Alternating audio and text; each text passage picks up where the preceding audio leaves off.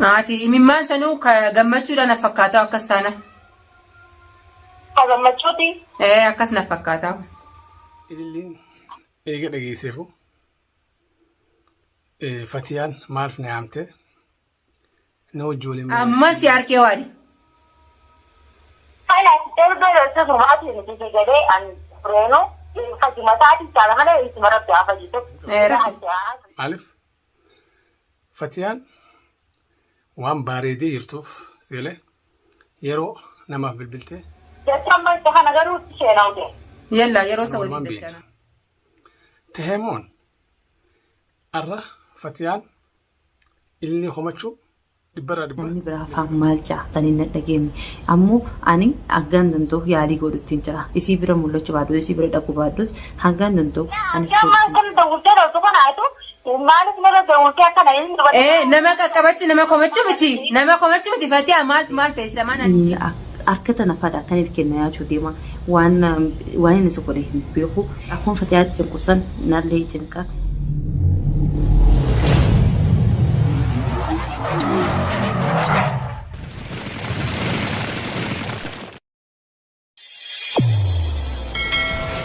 السلام عليكم ورحمة الله وبركاته.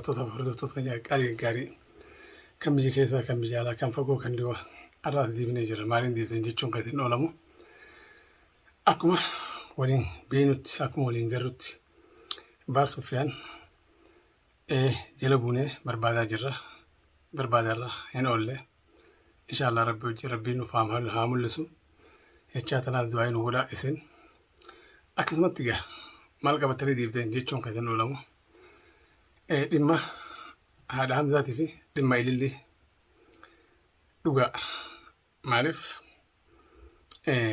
ابدي أبو مربوية جباية أورمون كنافو هاتي همزة لقى قبدي هاك قبدي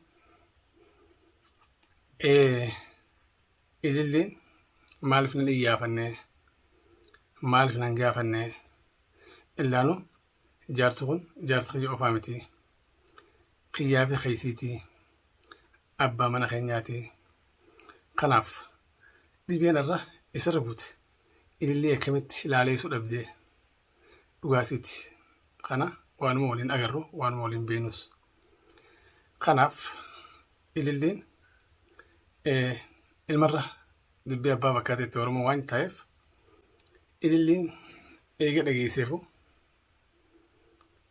Fatiyaan maaliif na yaamte na wajjoolin mari'atlinii jechuudha.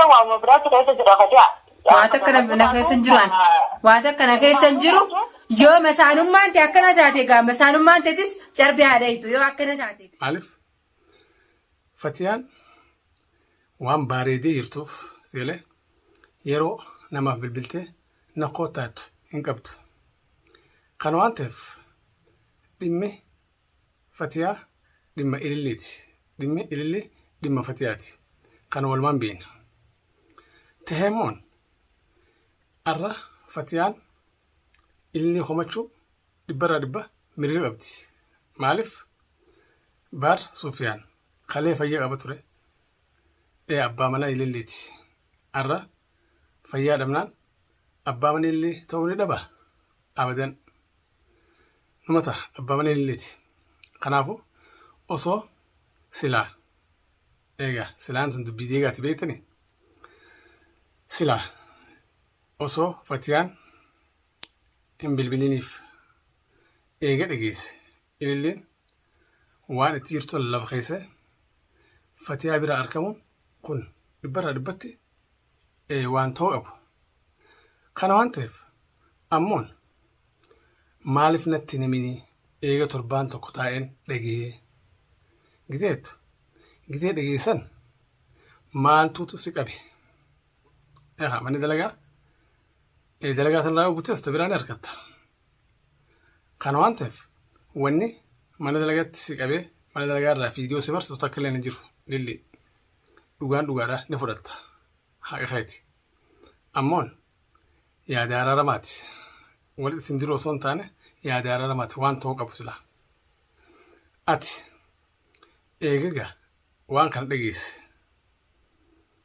hatattamaa silaa kaatee fatiyaa biratti argamte dhugaadha waan fatiyaan qabdootis ilma qabda.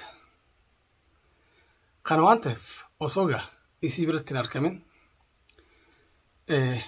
nama homachuu sirraan eegamu. Dhugaa akkuma fatiyaan haati Hamzaa baantu yeroo nama homatan keessa hin jirtan amma mushi isin dhiisi nutu hin jiru.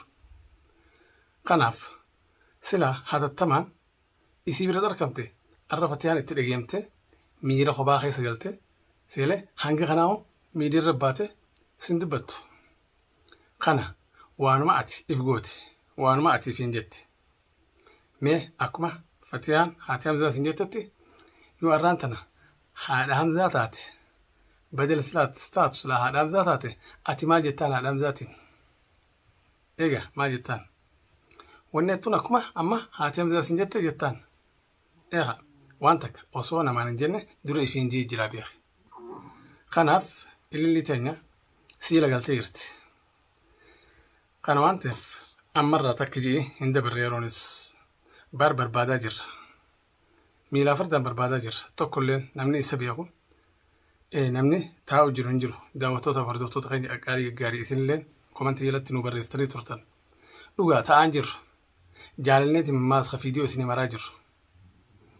Egaa waan rageenye walumaan akka isinis hin rakkanne isin beeksisuuf isinii maraa jirra. Kana waan ta'eef barbaadaa jirra. Rabbi hojii rabbi haa mul'isu har tokkoon dhaqu. Maraatee huccuun facaasne alhamdulillah. Xiqqishuma egaa ilmi namaa kun ni jeeqama akka waan jeeqamuuti. Kana waan ta'eef ni fayya inshaallah. Bakki jirurra as baha inshaallah rabbi hojii. Kanaaf ililliin dogongora jirta. Dogongora kee sirreeffadhu. Maaliif akkamitti akka naan jette jechuun kee sirraan eegamu dhugaadha. Haadha Hamzaa balleesse namni hin balleessin hin jiru seelee balleesse ammarraa immoo eegalee isinii wajjin ammaa si wajjin seelee karaa barbaachisutti aarsaa hafalee si wajjin jira jechuudha. Dhabde malee akkana naan hin jeen jettee mormuu hin qabdu. Sumaan hin ja'a. Na jibbitus na jaalattus dhugaan siif hima. Kana waan ta'eef ati ammaan tana wanni sirraa eegamu mana keetirraa mana keetti galtee jirtame mana keetirraa bakka jirturraa ka'ii ammarraa eegalee haadha Hamzaati waliin tahii seelee baar walumaan barbaanna inshaallah rabbi hojii rabbi isaas haa mul'isu mana keeritti rabbi isaa haa qabu.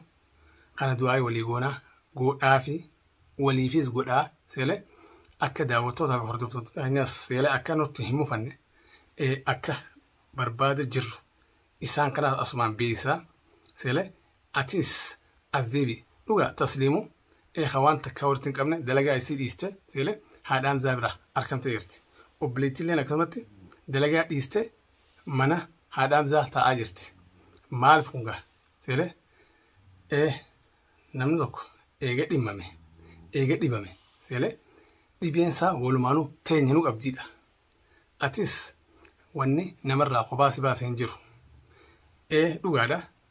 Siitu fiffakkeessi dubbumaa siin ja'a. Haati Hamzaa siin hin jenne akka waan atuufa seelee isa kanatti qoosu jirtuu itti fakkaatti. Haati Hamzaa siin hin jenne dubbii ja'a mee ilaali. Irra deebii ilaali.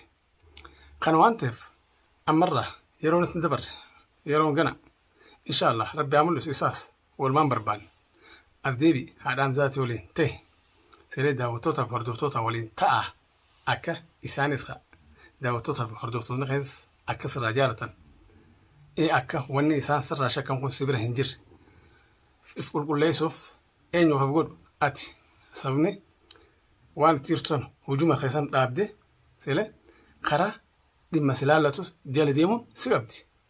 Kanaaf waan akkanaa dhiisi. As deebi'i karaa mana haadha Hamzaa ni beekta duraanis mana haadha Hamzaa ni beekta. Achi garuu turtes waliin turtanis dhugaa irra baar walumaanuu isinirraa dhibame.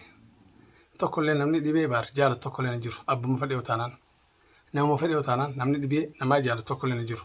Kana waan ta'eef ati amma wanni siin jiru yaada gabaabaa akka obboleessa keetti wanni sii dhaamu yeroon isin kunne ammarraa eegalee boruu jirtanirraa eegalee seelee kootu haadha Hamzaati biratti argame waan rageenyas walumaan laalla haadha Hamzaati wajjin haasawe haadha Hamzaati wajjin maal goona jee seelee haadha Hamzaa wajjin haasawe waan barbaachisu waan godhuu qabu waliin tahaa godhaa ati ilillee haadha Hamzaa tasliim haafizaa walumaanu tahaa nutis isin wajjin jirra kara barbaachisutti aarsaa hawallee baar as baasuuf qophiidha waan ta'eef tana xiqqollee hin mufatin osoo namni isin hin jenne ati ifin jee gorsa gama kiyyaati seelee kana ani waniin amma ol beef ilillumaaf akka isin miira biraa keessa hin galleef akka isin karaarraa if deebistuuf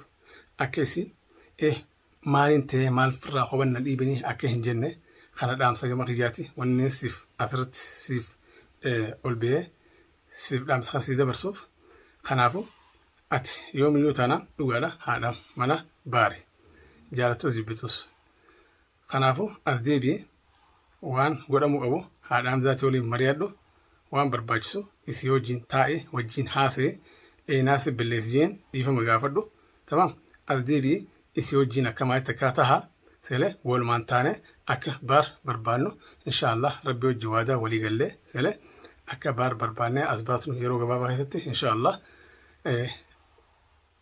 atis qopheessi aarteetis akka naan je'anii akka naan jetteette seelee wanni moggaa deemtuuf hin jiru as deebi'ee seelee ani dhaamsa gama kiyyaatti kanaa achitti wanni isin joos hin jiru amma booda waan akkana akka sirraa hin dhageenye haati Hamzaa akka amma booda isin qomanne ka godhuu qabu ati ililli qaalii namaa ani dhaamsa gama kiyyaa wanni isin dhaamu kana atis osoo hifadhe hin jenne osoo dadhabe hin jenne osoo aare hin jenne kana gizee baar mul'atee inshaallah fayyaasa argate waliin teessanii waan ta'uu qabu waliin haasoftan inshaallah rabbi haasofchuu takkallee rabbiin baaris rabbiin waa mul'isu fayyaas rabbiin nuuf haa dhiisuufi inshaallah kanaa siin jaa atilleen haadha Hamzaa galatoome waan joochuu qabdu jette kanaafu akka aaranii muka yoo darban waan shiddatan dhaban jette Oromoon tanaafu inshaallah amma yeroo wal qomannu keessa hin jirru akkaataa itti